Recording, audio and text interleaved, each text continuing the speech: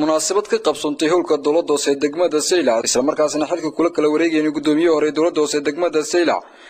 Xuseen Idla Barqadle iyo gudoomiyaha haatan xilka la wareegay Saacad Daahir Cige munaasabadan xilka kula kala wareegayeen labada gudoomiye ayaa waxa ka soo qayb galay barasaabka gobolka Salal Cabdinaasir Maxamed Xaashi xildhibaanada golaha deegaanka ee degmada Saylac isuduwayaasha laamaha kala duwan ee degmada Saylac qaar kamid ah shacbiga ku dhaqan degmada Saylac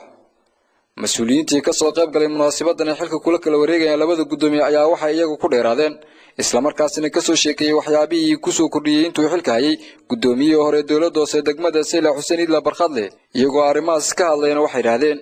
Xuseen Idla maanta lama sabootinayo kulay wuxuu ka mid yahay golihii deegaanka taladeedii hawsheedana kulay uu yeelan doona insha Allah haddii Allah idhaaho waxa muran madoona in uu Xuseen Idle wax qabad muuqda waxa gadaasheena ka muuqda oo dhan inta uu joogay uu degmada ka qabtay maayarkii horena aad iyo aad ayuu maatay wax qabadkiisa ayaa bidda mahadu ka muuqata lamana dafiri karo xasi ogsoonho aan qiraya anigu maanta Xuseen Idla Barqadle inta soo maayar ba ka horeeyay isaga ayaa maanta xilka wareejinaya dadu xilka saddex sanadood ee barban uga shaqeynay saddexdaas sano iyo barka waxaan qiraya oo aan cadeynaya inuu ahaa maayarka kaliya ee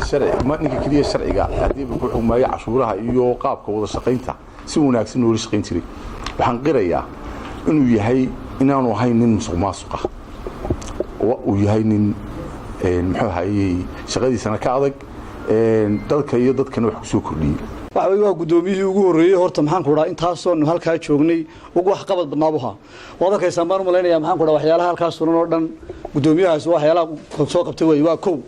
taariikhdu wuxuu xustunta haduu hayraado waxa isaguna halkaas ka hadlay gudoomiyaha hore dowladda hoose degmada Saylac Xuseen Idla Barqadle isagoona sheegay inuu ku faraxsan yahay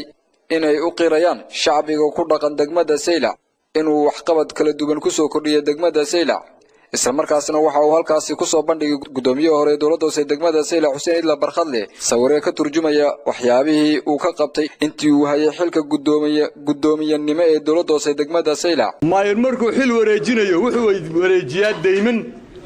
boqolaal ka badan mishaar shaqaalu ka mid tahay anu saago waxaan ku faraxsanahay wax deyna oo wareejinaya ma jirto haba yaraade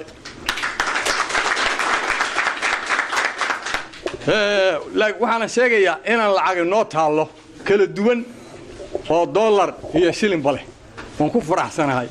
laakiin waxa oranaysiin doqonda inay la hadho marka lacag buu sheegayaa isagoo madhan ku tagay la oran anu soo ku faraxsanahay waxa noo yaala daabka daabshil 13,400 iyo 5 sorry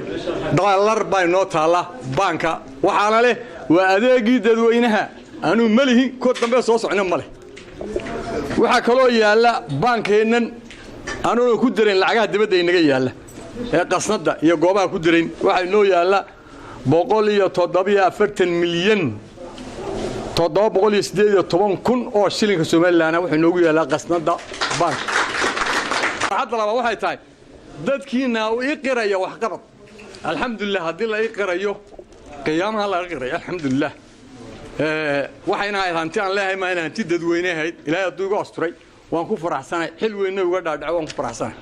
sidoo kale waxa isaguna halkaas ka hadlay gudoomiyaha cusub ee dowladda hoose degmada Saylac Saacad Daahir Cige isagoo ballan qaaday inuu sii kordhin doono waxyaabaha uu ka qabtay gudoomiyaha hore dowladda hoose degmada Saylac Xuseen Idla Barqadle lana shaqeyn doono mas'uuliyiinta kala duwan ee laamaha dowladda ee degmada Saylac waxa weey Xuseen hadaan isqabanay waxa xaq allun bay ka dhacday Xuseen anagu waan tanaasulay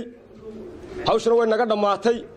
waana iska qaadnay golahayga deegaanka inteedii saysay waana soo dareeray taxay ka dhacday magana hadana inuu dhacdo alxamdulillah rabbil alamin si Allah soo dhacday aanu magarayno way sa dhacday way dhacday waana alxamdulillah rabbil alamin waan ku mahad celinayaa Xuseen waan soo dhaweynaya xil wareejinta ugu wareejay aad iyo aad baan u soo dhaweynayaa gabagabadii ayaa waxa isagoo halkaas ka hadlay barasaabka gobolka Salal Cabdinaasir Maxamed Xaashi isagoona ku amaanay gudoomiyaha hore dowladda hoose degmada Saylac waxyaabihii uu ka qabtay intuu xilka hayay dowladda hoose degmada Saylac isla markaasina soo dhaweeyay gudoomiyaha cusub ee dowladda hoose degmada Saylac Xuseen Idle aad buu ugu mahadsan yahay wax qabadkii uu inoo sheegay ballaarnay oo inoo faahfaahiyay Saacad maayir Saacad waxa weeyaan in ma aha ku cusub maanta shaqada dowladda hoose in fara badan buu kusoo dhex jiray in fara badan buu maayir ku-xigeen soo ahaa in fara badan buu shaqadan kusoo dhex jiray maantana ka fili maayo experience inaanu lahayn waxa weeyaan dee nisiin yar u noqonaya gudoomiyihii hore dowladda hoose degmada Saylac oo ka muuqatay qiiro iyo farxad muujinayso waxyaabihii uu ka qabtay intii uu hayay xilka dowladda hoose degmada Saylac isla markaasna sheegay inuu ku faraxsan yahay inay ka dhaadhacday xilkii uu hayay shacbiga ku dhaqan degmada Saylac Xuseen Idla Barkadle ayaa noqonaya marka la eego xaqiiqada intii soo martay gudoomiyayaasha dowladda hoose degmada Saylac gudoomiye ugu waxqabadka badnaa waa Cali Axmed Diiriye Cali Dhagadol TV-ga caalamiga Ariel TV magaalada Saylac